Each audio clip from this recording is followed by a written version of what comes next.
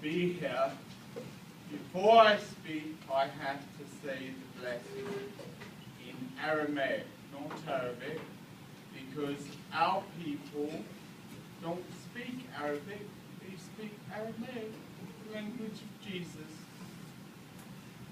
So Shemid Baba Brona Brucha Kosha Ha'alaha Amin. It's wonderful being here today, and I must admit that when Joyce was singing, I started crying, because what she was singing was what she sang on her very last day in Iraq with us. And I'm not saying it just because it's her here, but she was the best worship leader we ever had in the embassy. And being stuck in the red zone, not the green zone, in the war zone, where our people are massacred, tortured, killed, coming into that chapel was a place of respite and joy for us. I have the largest church in Baghdad, 6,600 people. 600 of them are Muslims, women. And we have the biggest clinic in Baghdad. Dentists, doctors, X-ray units, stem cell therapy unit, pharmacy, laboratory. We do everything. And it's all in church. We have a school and a major relief program, because if we do not give the people food each week, they don't get it. When their houses are blown up, if we don't repair them, they don't get repaired. People say to me, "You've been in Baghdad long enough, don't you think you ought to go home?" I've been there nearly 15 years. I will never leave my people, because I love them. That's why I'm there. And I'm so involved with the lives of the people. I have 3 adopted Iraqi children added to my English boys. I have 2 girls, Iraqi. One of them has moved to Chicago. She was with me until yesterday. She comes when I'm in America. But the other 2, Lena and Dawood, they're still with me. And they both work for me. Dawood, I found him in the back of an American tank. He was 10. He learned American in 3 weeks. He doesn't speak English. He says water. So I've been trying to tell him for 10 years. It's not water, it's water. But he has not come in. And he is now married, and his wife is like my daughter-in-law. She works for me as well, and she is really lovely.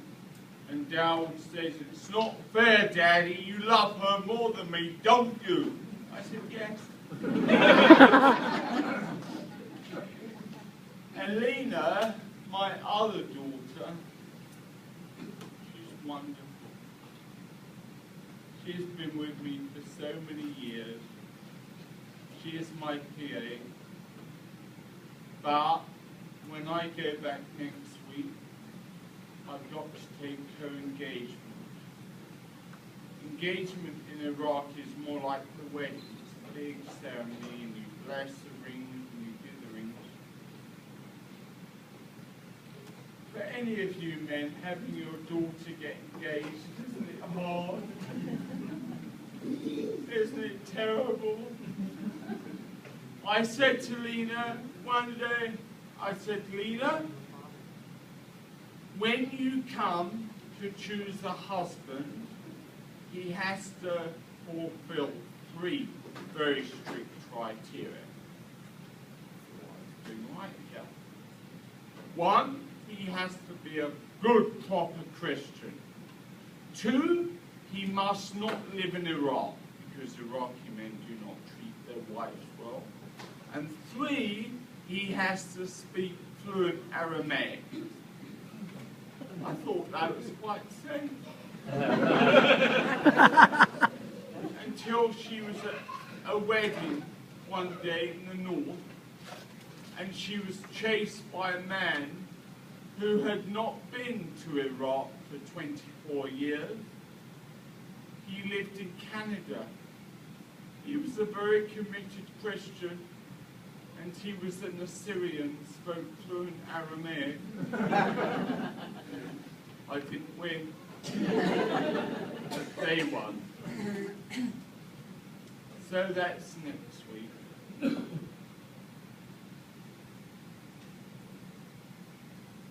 It's difficult to describe the reality of what our people have been through. How they have suffered. How they have been tortured. How they have been killed. And yet, I can honestly say, our church is the happiest church I've ever had. And all of these people, like Voice of the Martyrs and Open Doors, they come over to see us. And they say to Lena and I, how is it that you're so happy and everything is so awful? And Lena says, when you've lost everything, Jesus is all we have left. And that's all we've got, is Jesus.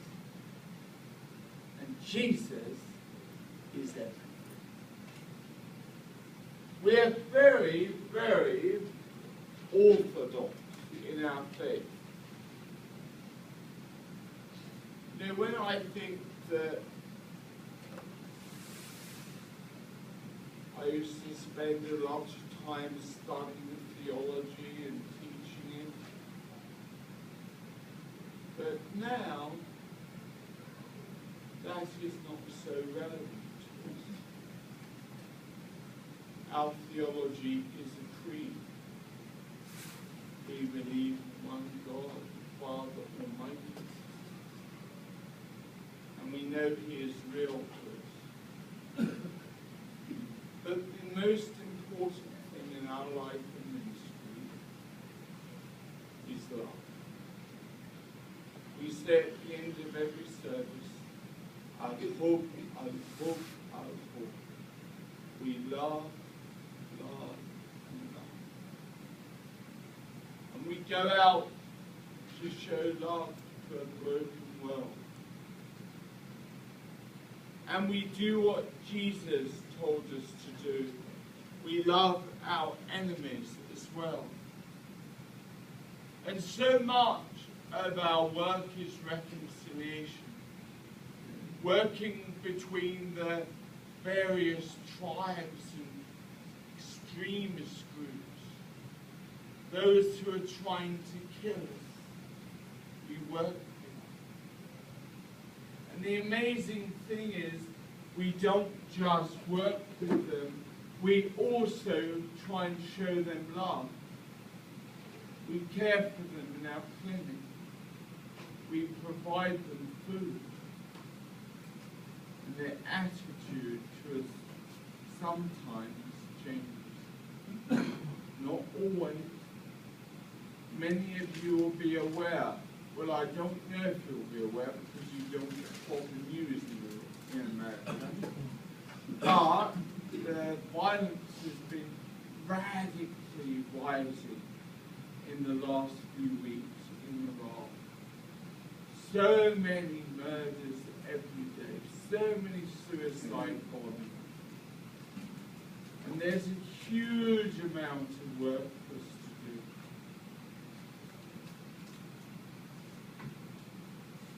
I like to be positive and say, yes, we can do it. But the reality is we don't know the result. We had 59 people killed in church one afternoon, shot, dead, grenades. And then immediately after that, the Christians were killed and tortured every day. And I met with the Islamic leaders, and we said, we've got to do something radical now. And eventually we managed to get all the leaders to come together in Copenhagen, the Danish state. And we wrote a joint Shiite-Sunni fatwa against violence. And that very day, the targeted killing of Christians stopped.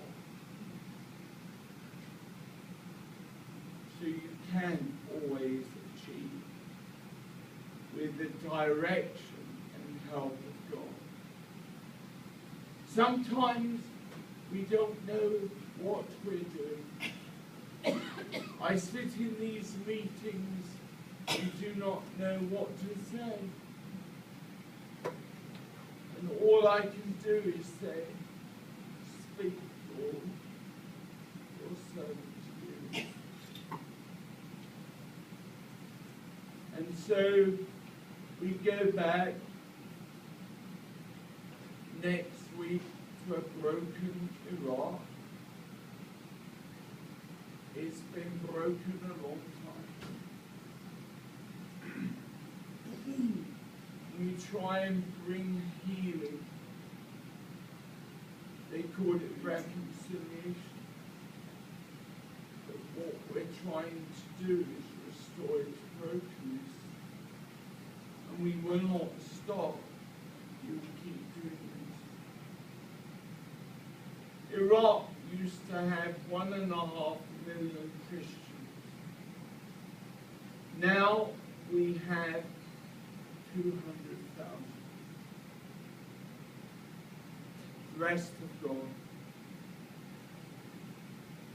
Do you know which place has the most Iraqi Christians in the world? Any guesses? We're in the United States. Chicago.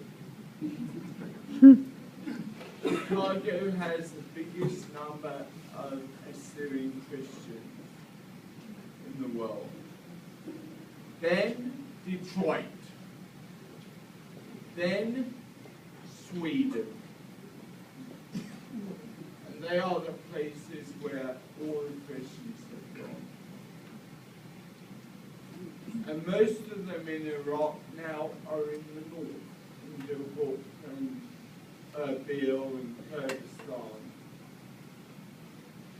What we call pretend Iraq. They have their own government, their own flag, their own language, and their own president. And they think they're Iraq. And it is normal up there. There's no war, no fighting. And all these people told me, oh, I've got friends who are missionaries in Iraq. I said, you haven't. They must be in Kurdistan. and always that's right. There's nobody else down in the rock.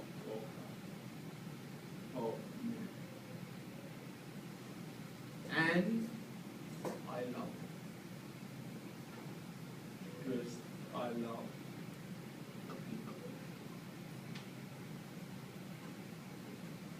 And I love what America tried to do to us.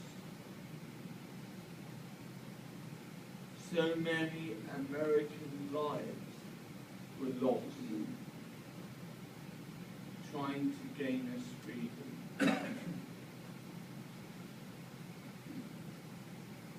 What went wrong? Anybody know? You left too quickly. You can't go in, change a country's leadership, remove a dictator, and just leave. The British know a lot about this. We went into a lot of countries, and we stayed there until they kicked us out. And that's the best way. But we were not ready. And Iraq today is not ready. The US Embassy in Baghdad used to be the biggest embassy in the world. 39,000 staff.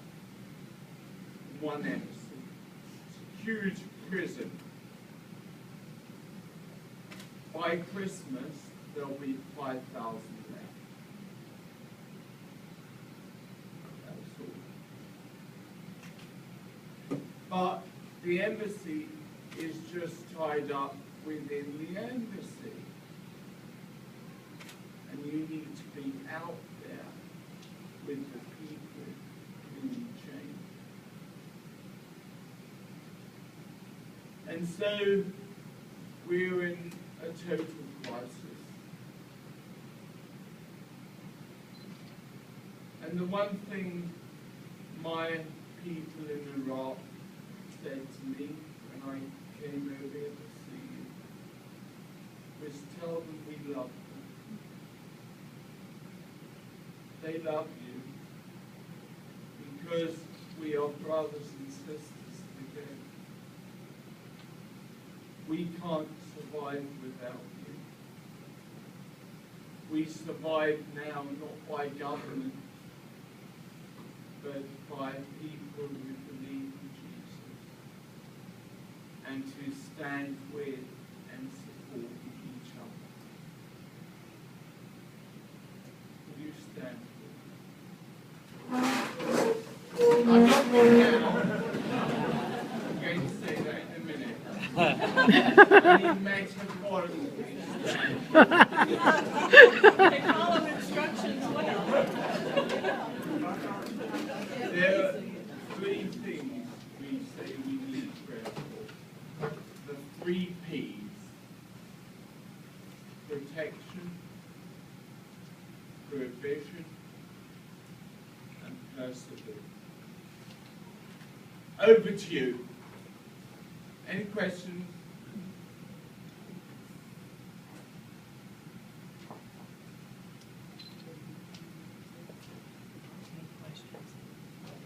This is an assumptive question, but how long do you think Iraq is going to exist before it comes apart?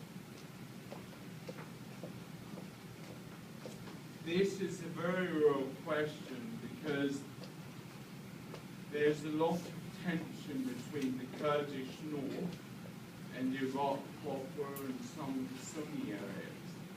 How long will it exist? I don't know. I thought it would have broken up by now, but it hasn't. So I really don't know. I wish I could answer that. Next one. Do you have a quick description of what a typical day over there for you? Yes, I can. and it depends what day. Because it varies according to the day and the week. We've got so many people, we can't fit them all in church on one day. And we say to our people, please only come to church once at the weekend. Do you think they listen? No. So on Thursday, Friday, Saturday, Sunday, we have church. On Saturday, my main focus is US Embassy. But I have a curate, an assistant priest. He is the first ever Iraqi Anglican to be ordained priest. And he runs a church when I'm not there. He's running now. Monday to Friday or Thursday morning is very much clinic focused, making sure the clinic and the school are functioning properly. It's quite bizarre being the pastor, and yet whenever there are problems getting lines into patients in the clinic, the doctor said for me to come do it. Will you do this one for us? Usually I can. Only once in all these years have I not been able to.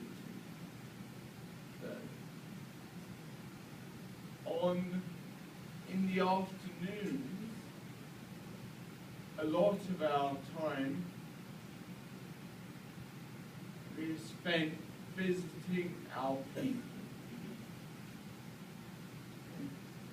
Visiting our people, doing your parish rounds with 2 armoured vehicles, one in front, one in the side, soldiers all around holding guns. It's quite strange when you go to do your parish rounds like this. How many guards? 35. Wow. Quite a lot. And you go to the people's homes, and some of them are just terrible.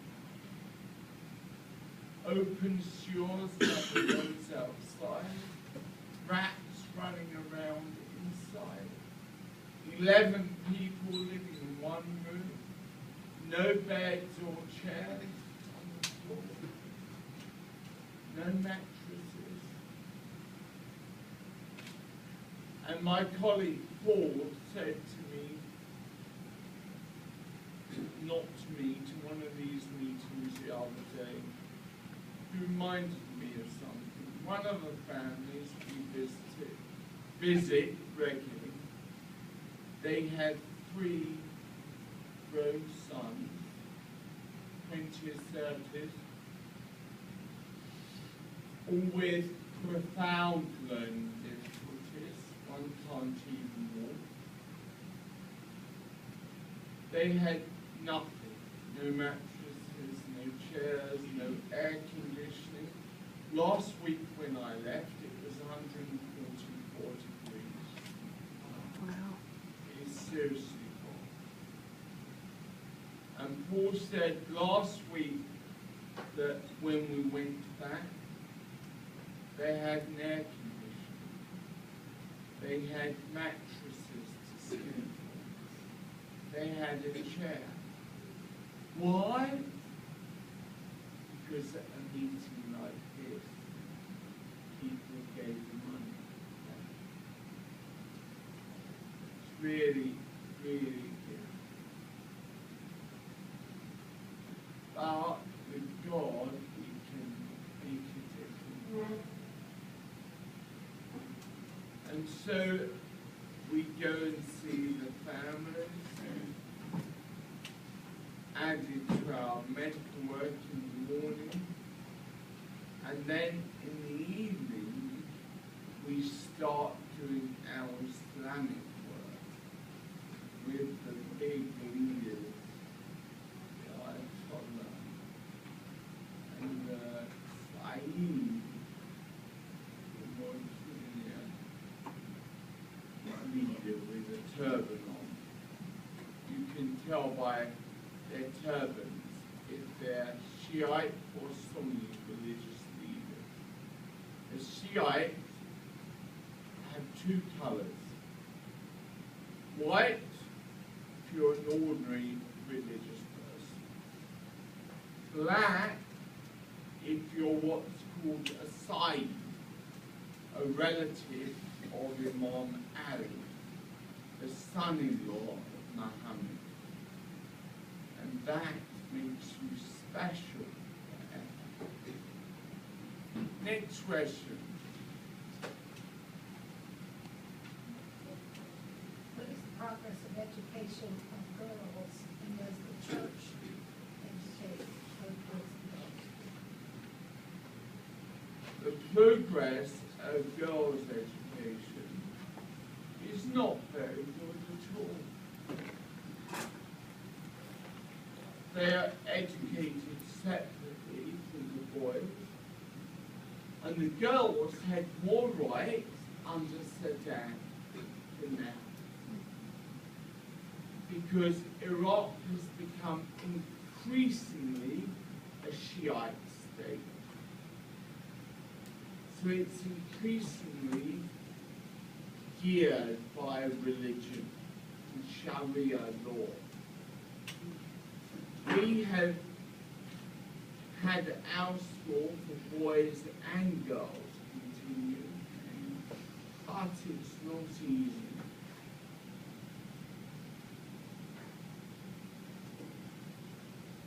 By the time you meet the basic food and clothing needs and medical care and educational materials, in a circumstance where it has to be under security guards at all times, what does it cost to run St. George's and all the humanitarian relief that they offer? With all the services, we're looking at $177,000 every month. We don't know where that money's coming from. We don't have any special reserve or money under my bed. But every month we get that money. Every month it comes. And I was coming up here in the car and listening to my curate telling me what additional needs there are this month. And I don't know if I've got enough money. We look after the 6 remaining Jews in Iraq. And one of them's got cancer at the moment, and she needs to have a radical hysterectomy. We don't know if we'll have money. Maybe we will. It's only 2,000 for us.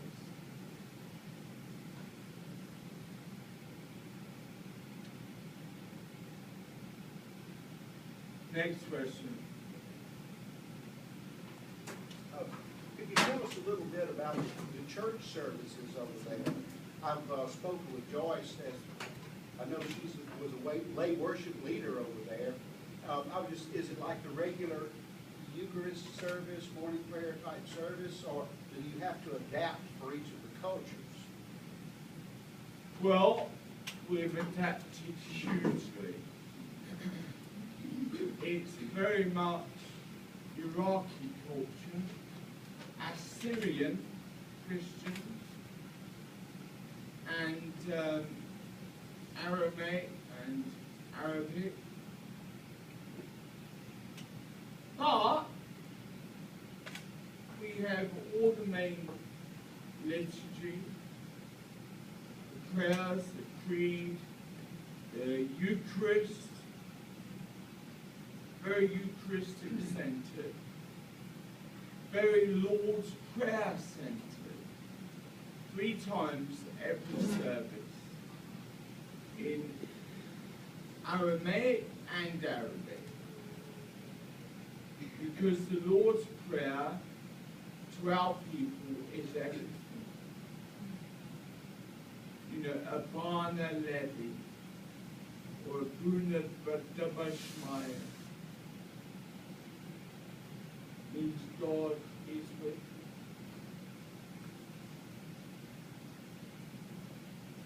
Can we say the Lord's Prayer in Aramaic? Yes.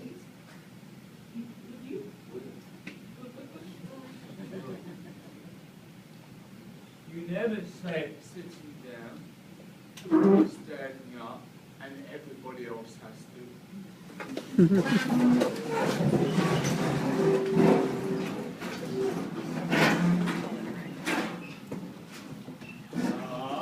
Abunda Bashmayo Nikade